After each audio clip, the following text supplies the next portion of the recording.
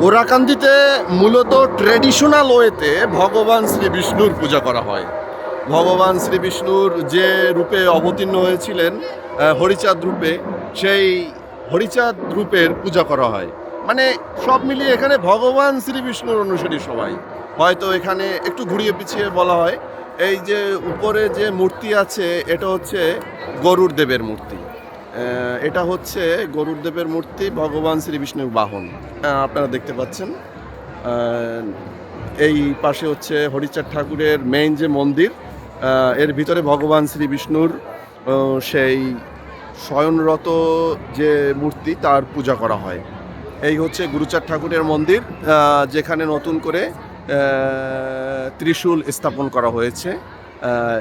ভক্তরা মনে করেন গুরুচাঁদ ঠাকুর হচ্ছেন ভগবান শিবের এক অংশ। এটা ভালো, খুবই সুন্দর, খুবই সুন্দর পরিবেশ।